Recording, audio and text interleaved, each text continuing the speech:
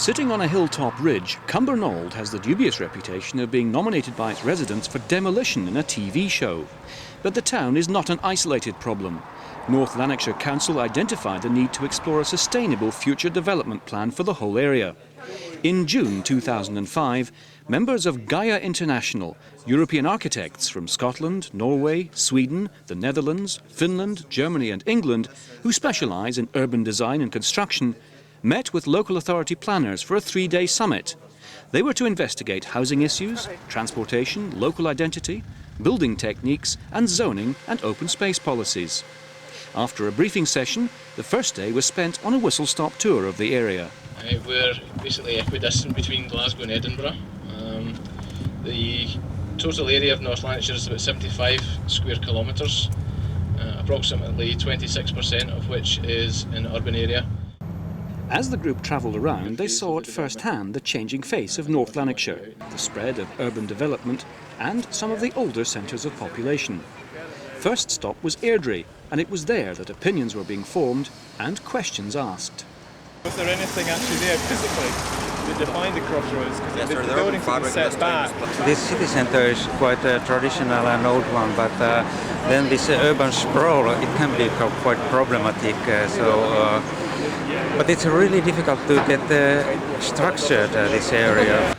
It was becoming obvious that another problem was the relationship between people and traffic. The car still dominates, no matter what happens. The car rules and everything is designed around that nowadays. And we've lost this opportunity of actually something for people. And we're getting it clearly in terms of what's inside Airdrie, with the pedestrianised areas, and suddenly people come out of these safe areas and they're having to mix in with cars, and it's absolute chaos. From Airdrie, the team carried on to Coat Bridge, seeing how the area's mixture of old and new housing stock was laid out and how old industrial areas were being regenerated. The planning department had identified well over a dozen locations they would be visiting throughout the journey, with the object of seeing how best practice in urban ecology could benefit all of the communities in the area. After visiting the industrial areas of Eurocentral, the group caught sight of their final destination of the day, the town of Cumbernauld. Initially started in the late 40s as an overspill town for Glasgow, the town centre now attracts criticism from many areas as being unsuitable. The group now had the chance to see it up close for themselves and see the problems the centre poses. You know, I'm coming from Hungary, and in my childhood I have seen similar places there because of the lack of money. And I'm always, when I see those places in a country I always thought that mostly the problem is not because of the lack of money. I mean, concerning to the whole country. Then I always surprised, how is it possible? Well, it was a very good design some decades ago, but nowadays it challenges us, at least in my opinion, to ecologize it. I mean, to make it more lively than it is nowadays. And in the perspective of health and well-being, and also harmony with nature. So to bring nature into it, this could be an interesting task. This is a big problem. I have seen similar cities in Canada and USA, and they really need radical restructuring. So small greenwashing and such things, they are not enough, but you really need to make total restructuring of the area, taking pedestrian life and traditional European city life as the leading point, and then continue along these lines. I can remember when it was first built, so it's quite changed from then. It was always a disaster. It always felt a bit like shopping in a sewer. I don't think you can fix it. I mean, what's been occurring to me walking around here is if you didn't use this area, for the shopping centre that is not working at the moment, what's the logical use for this area? If you just cleared the site, what would you do with it? And it probably isn't shopping. Drew and I, as students in the 1960s, were both taking around this building as an exemplar of the way forwards. So it's quite interesting to come back 30 years later, 40 years later, and see it. The tour of the centre continued and the town's development history explained. Based on their European and international experience, they were focusing on issues of supporting communities, biodiversity, minimising pollution and using resources effectively. After passing through the old village of Cumbernauld, the tour was coming to an end. Tomorrow, staff from North Lanarkshire Council would hear their ideas on how to tackle a challenging vision for a sustainable future. Now it was time for an exchange of ideas. If we start with the center, it must be really restructured so that bring life back to the ground level, so that intermix cars and pedestrians and have this European town culture back in this area. The whole point, what we're seeing going around Cumbernauld and the other towns and villages, was who owns the land. Yeah. The land is a crunch. What we've been told is the North Lanarkshire Council owns vast tracts of land. They should be there showing the example to others, because that's what they have, the land.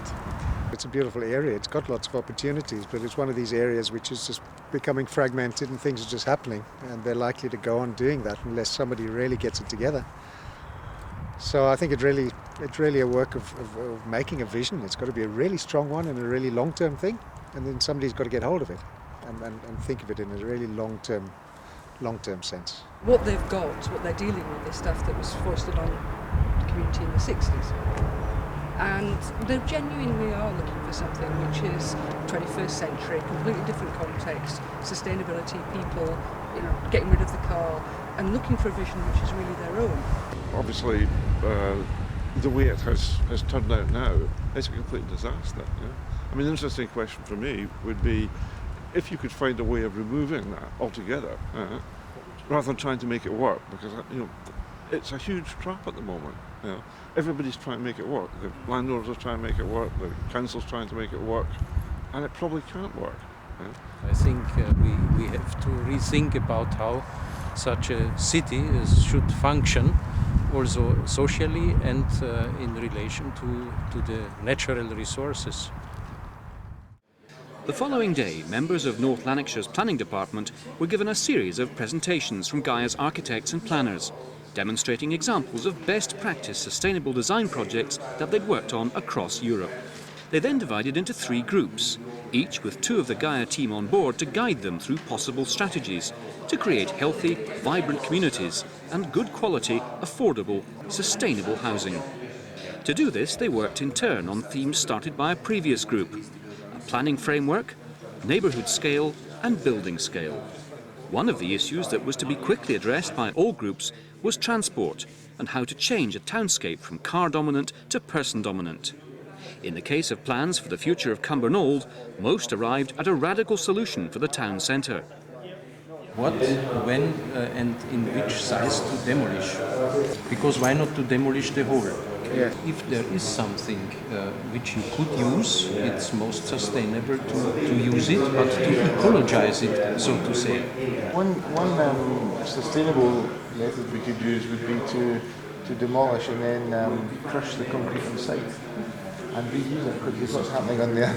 This is what's happening over here. Well, there is scope there, but I mean, we're talking in structure plan terms, looking to 2017. So it's a 12-year framework and beyond. So if we are talking about the development of the structure, it means that I think maybe it's kind of number 8. Something like figure 8. Figure 8, smaller one here and bigger one here. Yeah. After a day exploring every aspect of sustainable communities, from energy efficient housing to the challenge of building a vibrant town core, it was time for the presentations. Got issues about public spaces. Needs to be a change in attitudes. Let's go for something more compact, not suburbia. Let's look at a different way of designing things. Let's have a project, key project here, perhaps something like a tramway or some sort of better transport system running internally. You have better links with Kilsyth, better.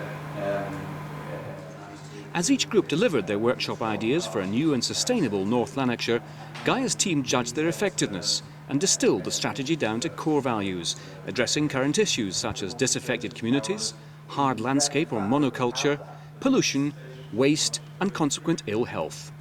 The Friday morning was reserved to discuss delivery of the workshop aspirations. In the final session, it was agreed that there needed to be an immediate action plan for bringing on board elected members and a wider audience generally. It was felt that basic sensitisation process and the delivery of essential information should be undertaken. This would in turn develop the political will and commitment to start addressing the issues of sustainable development for North Lanarkshire which had been raised in the previous day's workshops.